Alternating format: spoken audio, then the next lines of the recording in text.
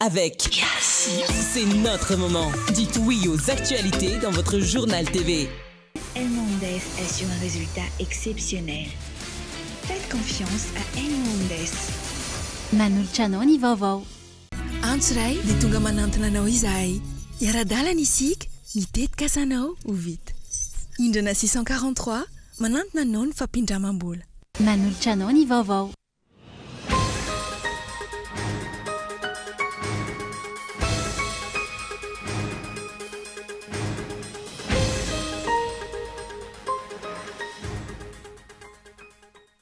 Ny lalana any amin'ny faritra atsimo manontolo no tsara sy mifandray indrindra eto amintsika hoy Andrajoelina nandritra ny fandalovany tany atsimo fanehoan-kevitra izay andrasana fanatanterahana fa tsy ho fampanantenana fotsiny ihany. Mandeha fotsiny amin'izao tsy misy tombanezaka ny seni taorian'ny fividianana nahitana fanakanana sy lesoka maro ka azo antoka ny mbola hiverenany korontana amin'ny fividianana manaraka ho ny firaisamoa pirenena. Lanja sora bavetina loana Birao Fokotany roaponina teny Ambohibarikely Anozobe androany antony ny tsy fisiany mangarahara tamin'ny fizarana amin'ny Vatotsinjo izay nambaran'izy ireo fa nanjakany ny kiatrano an-trano. Very ny asa ny anteny meram-pirenena hanaovany fahefana mpanatanteraka azy amin'izao fotoana izao ho solombavam-bahoaka androany. Ngado natao Ankara androany ny filoha Volodymyr Zelensky ifampidinika momba ny fanavaozana ny fifanarahana fandriam-pahalemana eo amin'ny Ukraine sy Rosia. Tsy tonga nanatrika izany ny filoha Rosianina izay nilaza fa ny fototry ny olana amin'ny mila jerena mialohan'izay. Ny any Tsipriany ireo.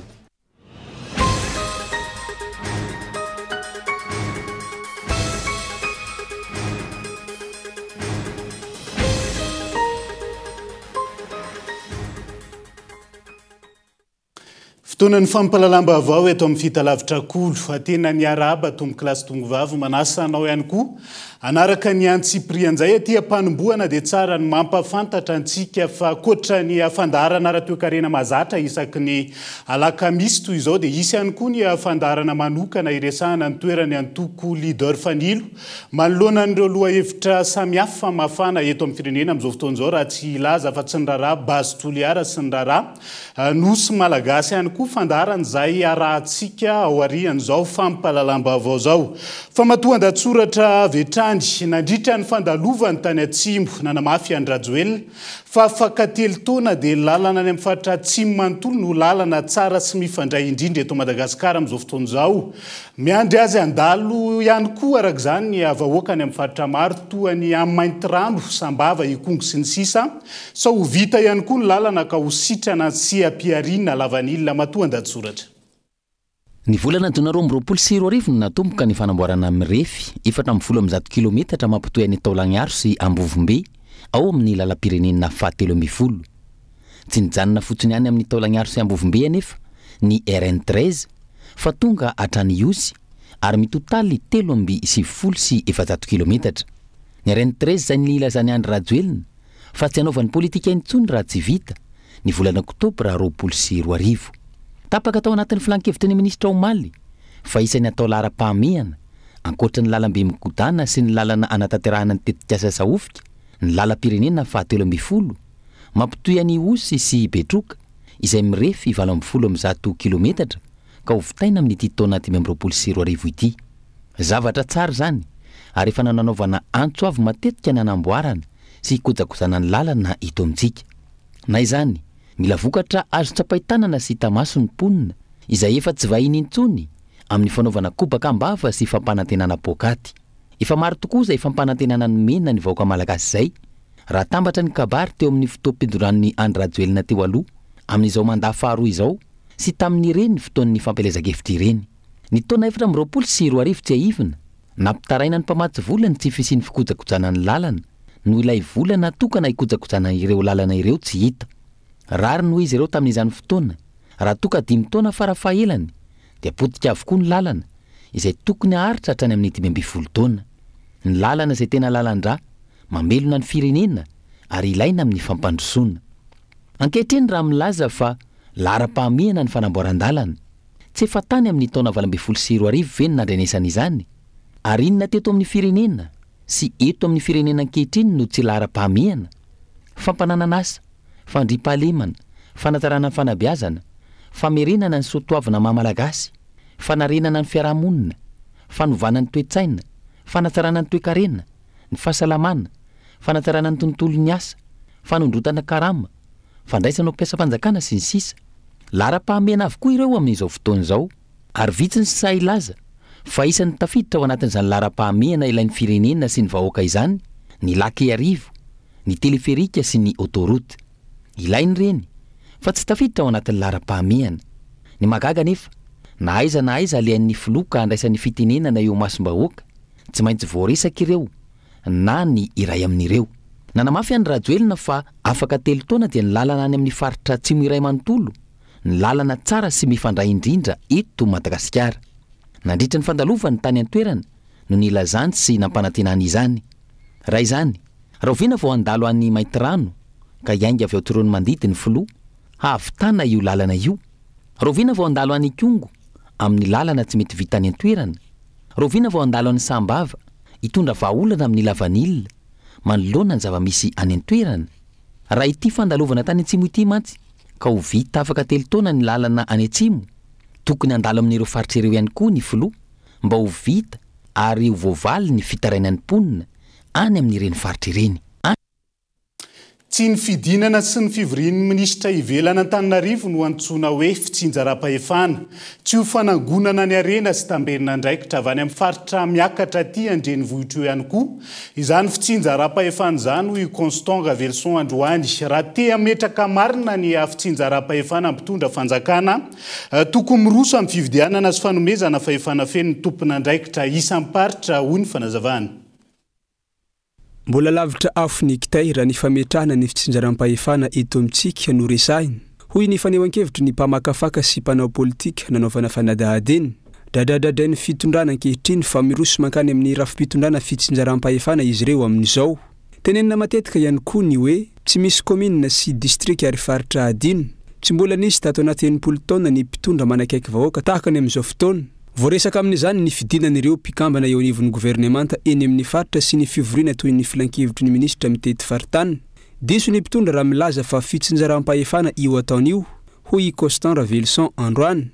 Raha tena vonona iroso amin'izany fitsinjaram-pahefana izany izy ireo, dia tokony tanterahana ara-bakteny ilay fitsinjarana ny fahefana. Voalohany amin'izany ny fifidianana ny lehiben'ny faritra araka ny voalaza ny lalam-panorenana, ary omena azy sy ny mpitondra any fotony ny fahefana feno momba ny fanapahan-kevitra sy ny fitantanana ny faritra misy azy.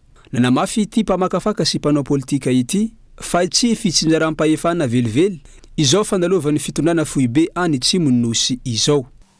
Raha io ny ataonao hoe décentralisation, miala ianao zany fa mpitondra voafidy auxiliaire ny tokony manao conseil de gouvernement régional auxiliaire.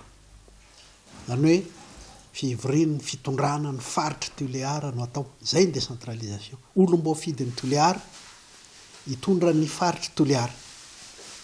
Fa ianao tsy nampifidy région nefa tsy nampifidy faritra hatramin'izao.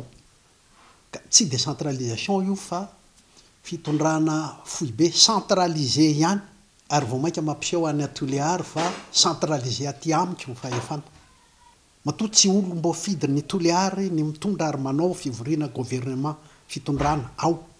Ankoatr'izay, mila manova fomba fiasa sy mametraka politika mazava momba ny fakana ny aba sy ny tamberina andraikitra eny fotony ny fanjakana. Raha tena te hametraka an'ilay décentralisation, ohatra amin'izany ny fanomezana fiofanana ho an'ireo vondrom-bahoaka hitsinjaram-pahefana, ahafahany mitantana sy mampiodina ny vola sy arena ao aminy. Raha mbola io fisontomana ny arena sy ny etra avy amin'ireo toerana manana arena ampiakarina aty amin'ny fitondrana foibe io no mitohy, dia fitiavantena sy fampahantrana ny faritra no azo andikana azy ho iatrany ny fanazavana. Miantoka ve nareo fa hanampy ny commune, hanampy ny région, havita sy ahay mitatana ny haba sy ny sisa. Sa hoe ho ararotinareo ndraiky io dia hoe areo mbola tsy mahay an'izany fa dia sotomina makaty amin'ny fanjakana foibe ny anjara tokony ho an'le faritra any. Zay nge zava-dehibe. Zao tsika miresaka izao nanetra trano ary nge any amin'ny tanàna lehibe tao ohatra ny efa sotomina koa e. Ary ny hoeti manana rehetra sy zay fidiram-bola ny région dia tokony io tsy mandingana mihoatra ity fivorian'nisy trany ity no ressource ny auxiliare anange zao misy etohana an'io andraisam-bahiny anaovana inona ny vola tokony hoan'ny région iasan'ny région sy isan'ny commune ara lasa mandeha anomponany reo vahiny rehetrarehetra reo tena tsy mbadika mihitsy tsy mbadika tsy décentralisation fa fanompona fanjakana foy be. Mbola tafiditra ao anatiny antanantohatry ny fametrahana ny fitsinjaram-pahefana ihany koa ny fanaovana olaram-pamena ny lafiny ara-tsosialy any amin'ireo toerana misy ny fitrandrahana.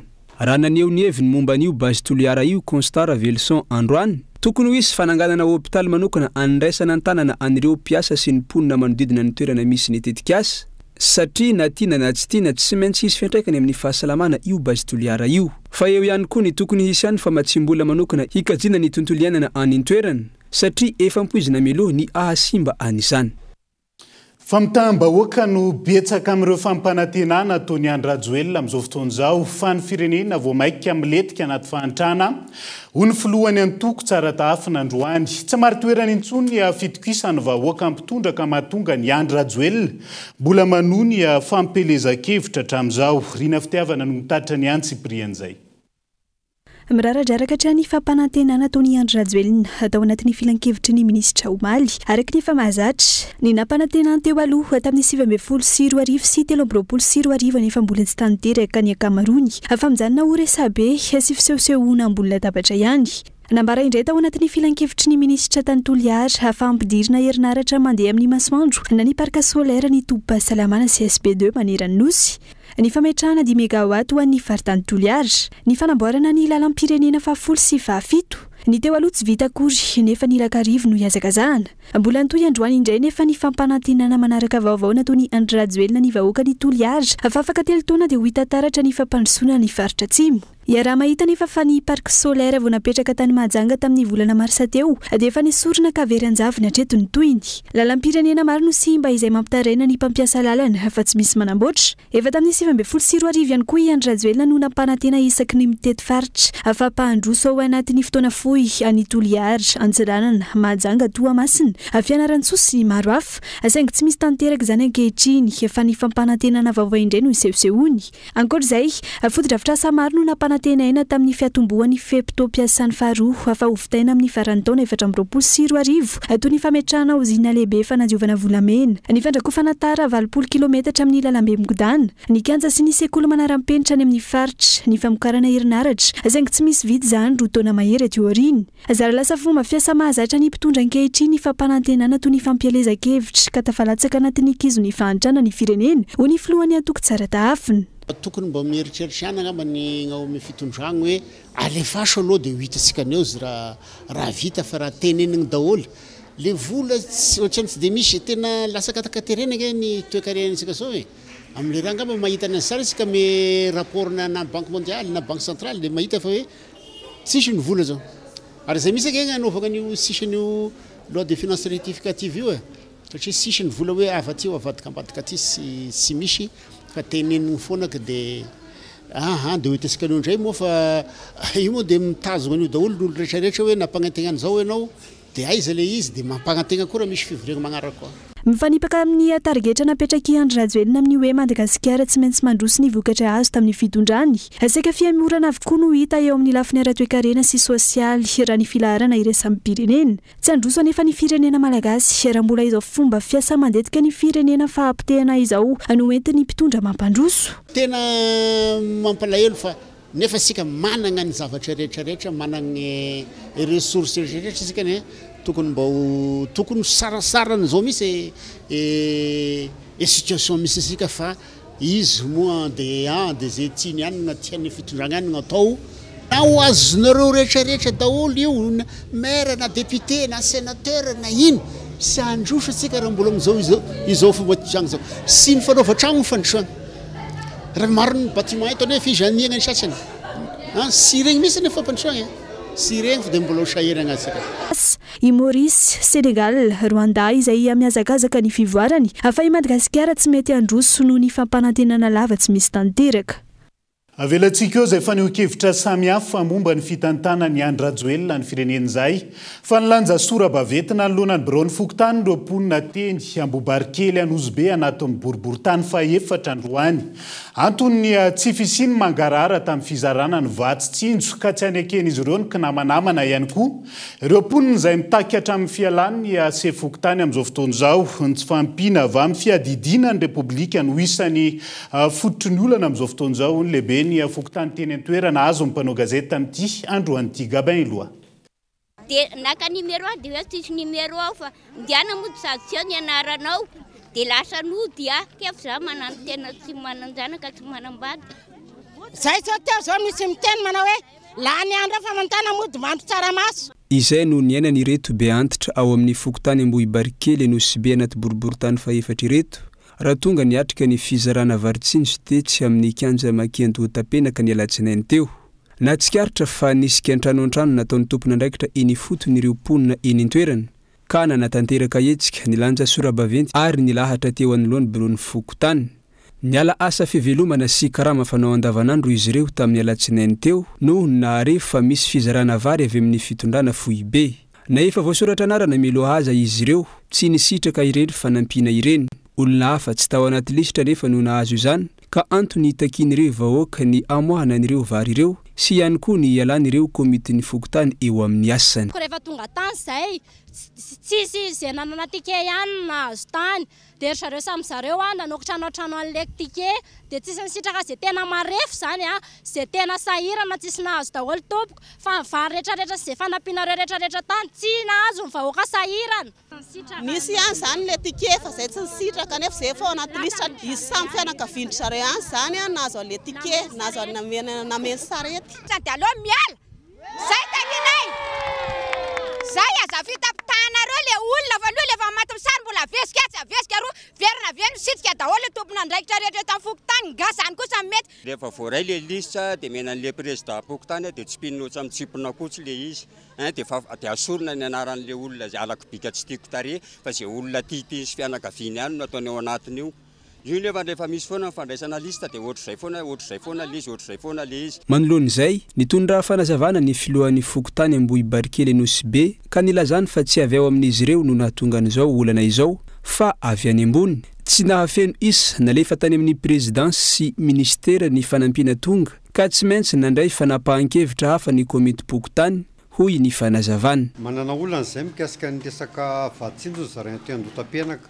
Raha 50 ny anarana nalefa tany amin'ny tompona andraikitra dia rehefa mivoaka ny tike anay tompoko dia 470. Tia ny tike azonay tao 470 dia tsy maintsy mibe antitra nomena an'le tike voalohany reto daholo lisitra mibe antitra 470 nandray an'le tike. Reo zany le 470 nandray an'le tike ato daholo hatramin'ny numéro 1 tike nameny fa ireto olona reto kosa le olona sahirana izay mariana fa olona sahirana dia tsy nahazo an'le tike noho ny antony sy fampil'le tike. Arak'izany noraisin'ireo tompony andraikitra eo anivon'ny Fokontany ho fanakorontanana sy fanasoketana ity hetsika nataon'ny vahoaka ity ka nampiantso ny mpitandron'ny filaminana maromaro nidina teny toerana ny lehiben'ny Fokontany ary hametraka fitoriana amin'ireo mpanao fihetsiketrehana. Nikorotana ny fifidianan'ireo mpikambana vaovao ao amin'ny Birao ny CNIDA Androany. Maro ireo kandida firaisamonim-pirenena sy mpiaro ny zon'olombelona ny fido ny taraina amin'ny fisiana tsy fanarahan-dalàna nandritra ny fanomanana sy ny avizotry ny fifidianana. Izy ireo izay nanamafy fa saritsara mpifidianana sisa no natao santatra ny aina no mitatitra ny antsiprian'izay. No tanteraina androany tao anatin'ny tsy fitovian-kevitra ny fifidianana commissaire miisa 10 andravitra ny bureau ny CNIDH na ny Commission nationale indépendante du droit de l'homme. Nisy tsy fahatomombanana sy fanilikiliana tao amin'ny fikarakarana ny fifidianana hoy ny fitaraina ny firaisamonim-pirenena sy mpiaro ny zon'olombelona tonga ny fidy. 7 ireo kandida natolotry ny firaisamon'ny-pirenena mpifidy ho fidinana komisaira eo amin'ireo kolejy 4 mandravitra ny CNIDH.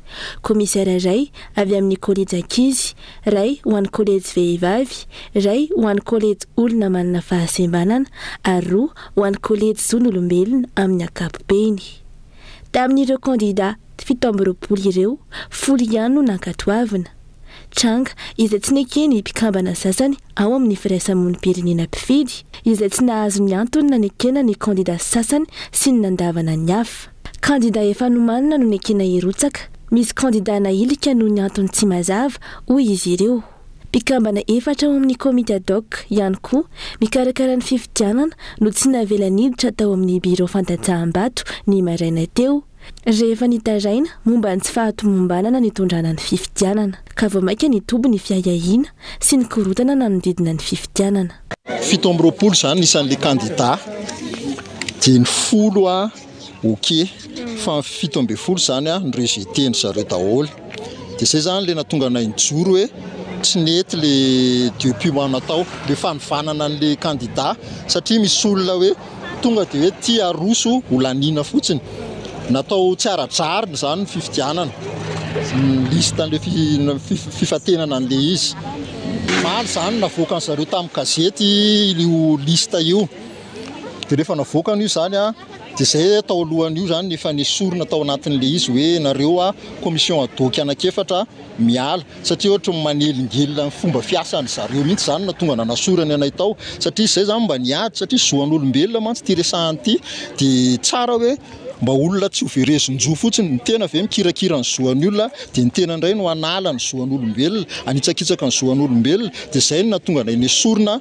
Novaina teny amin'ny ministeran'ny fitsarana faravohitra ny biro fandatsaham-bato raha tamin'ny toerana afatra amin'izay hoy ireo mpifidy. Tranga izay manitsakitsaka tanteraka ny zon'olombelona satria manana fahasembanana ny akamaroan'izy ireo. Toerana avo sy feno tohatra ny eny amin'ny ministeran'ny fitsarana faravohitra ka sarotra ho azy ireo ny mivezivezeny. Fanontaniana mipetraka hoy izy ireo raha nosafidiana manokana ity toerana ity mba tsy hampavitrika ny mpifidy. Na dia teo aza ny fanoherana, ny toy ihany ny fifidianana tao amin'ny ministeran'ny fitsarana faravohitra. Nilaza ireo tsy mankasitraka ny fifidianana fa tsy anaiky mora fa hiady ho an'ny fanajana ny zon'olombelona amin'ity fifidianana ity. Andrasana ny fivoarany raharaha. Dia izay ihany koa no entintsika amin'ny sendra vetivety ao anaty doka fohy. Aza misaraka aminay ary.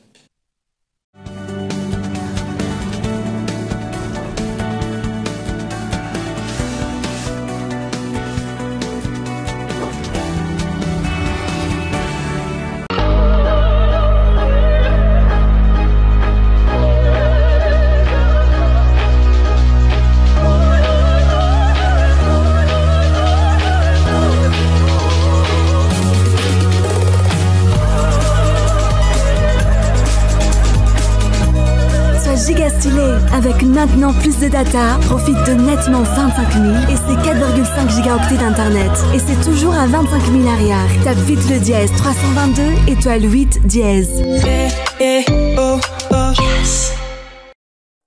Sarobidy ny fotoana ka na ny segondra ray azy manandanja. Aza velo resiny rotoroto ireo fotoana mamy. Manokana fotoana ho anao sy ireo olona akaiky ny fonao, ho an'ny nofinofinao sy ny tetikasanao. Miaraka amin'ny hindrana 643 ao amin'ny PAMF miamora kokoa ny fiainana. Aza miasa saina fa ho karakaranay ianao. Antso ray dia tonga manantona anao izahay. Iara-dalana isika mitetikasanao ho vita. Hindrana 643 manantona anao ny fampindramam-bola. Manana nofinofy ianao? Eto izahay hanatanteraka azy. Reharehanay eto amin'ny Bred Madagascar Banque Populaire. Ny mampahomby isan'andro ny tetikasan'ireo mpanjifa 3 hetsy. Manerana ny nosy. Na aiza manohana anao hatrany izahay. Andao ary hiara hanandratra amin'ny fikasanao. Bred Madagascar Banque Populaire. Là où vos ambitions rayonnent.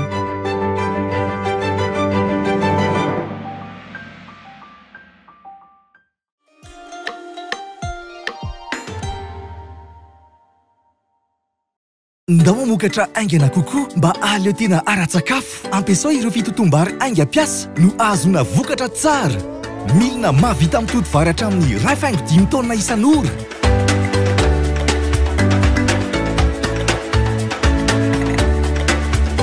azonao jifainao amin'ny Batimax tsara lalàna ex Universal Import. Batimax ny kalitao amin'ny vidiny mora. Inona no antony ampiasanao ny rasoir Bic 1? Satria mateza. Fampiasako azy isan'andro no mahatsara ato izao. Mora ampiasaina n'aiza n'aiza. Satria mateo ty amin'ny lafiny rehetra. Ohatrana ihany. Rasoir amin'ny vidiny tena izy. Satria teny amin'ny faritra rehetra. Rasoir Bic 1 samy manana ny antony itiavany azy sika rehetra.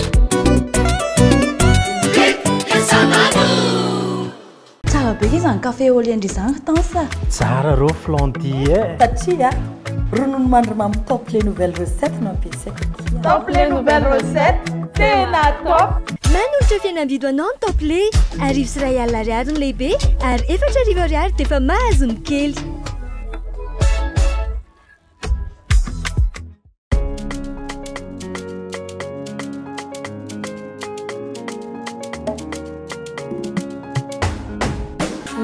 Mitondra 6 volana nampianatra nandeha ianao ny kolokolo ary nanabe etso karakaraiko izany eniko izany tiako ny ely.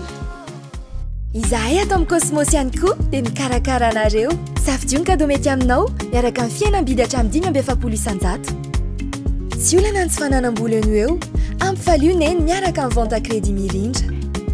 Ny fety reny ato amin'ny Cosmos dia ny 13 Mey hatramin'ny 9 Jona. Cosmos, votre partenaire de confiance.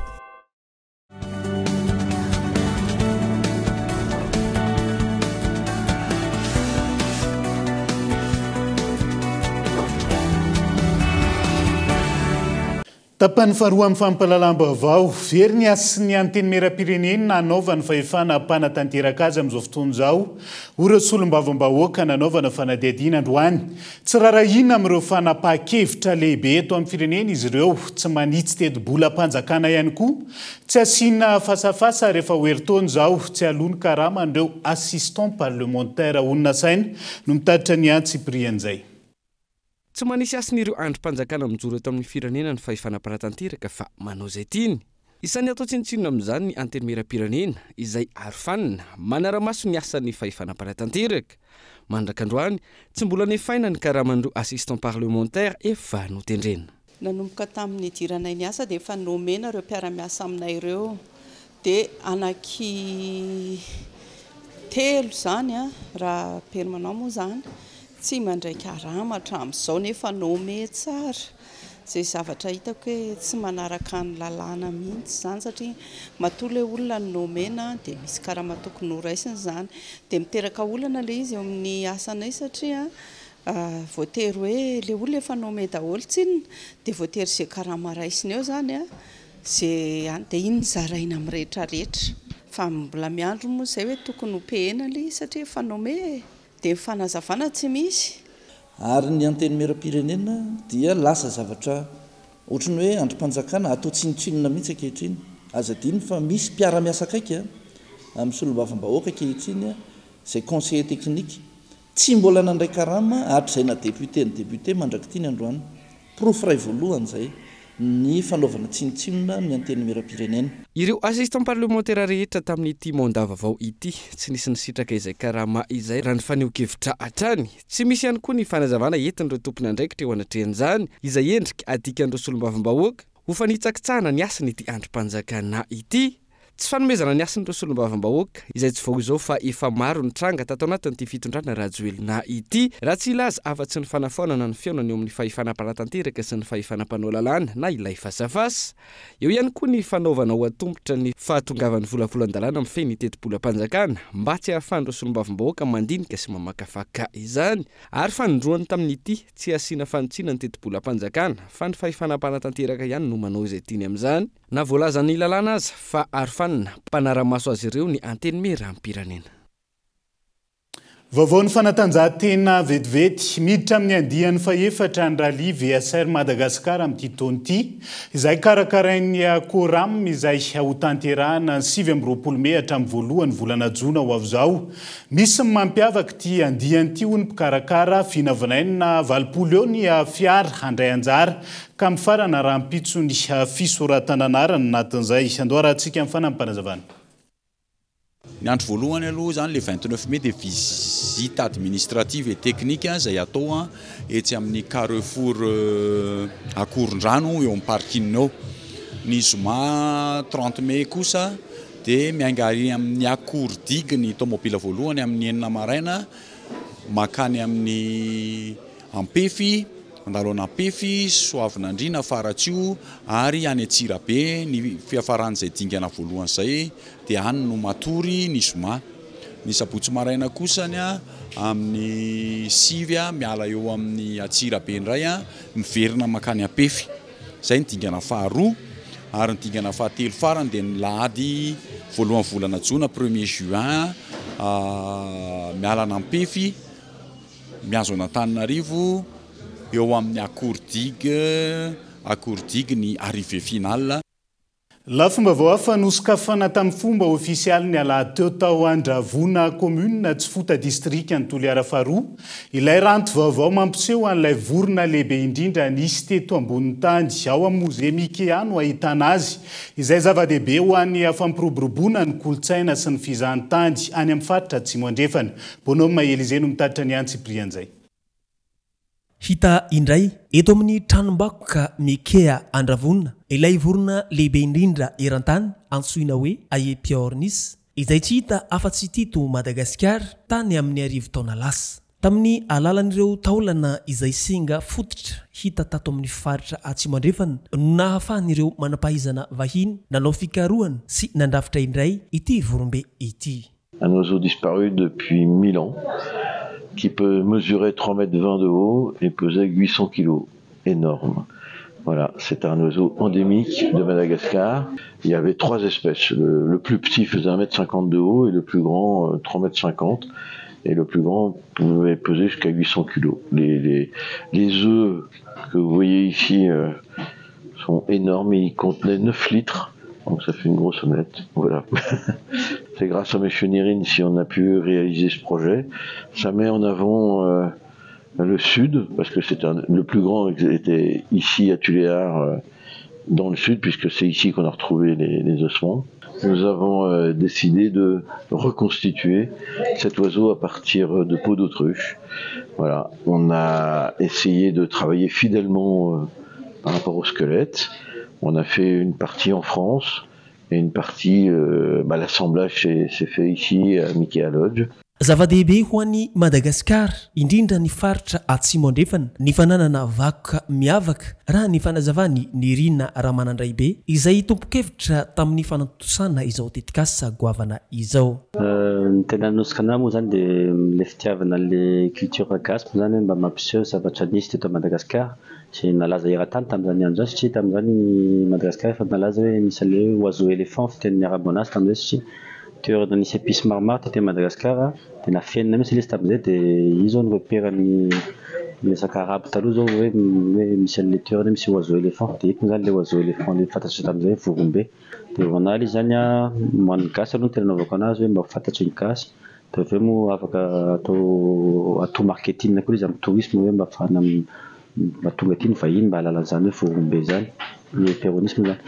Nanaroatra koa moa za niona tamin'ilay taxidermiste zay tena isan'ny mahay nandafy na Frantsa moa zany tena misy anazy dia opportunité ho anany no réalisalisy niaraka tamin'izao.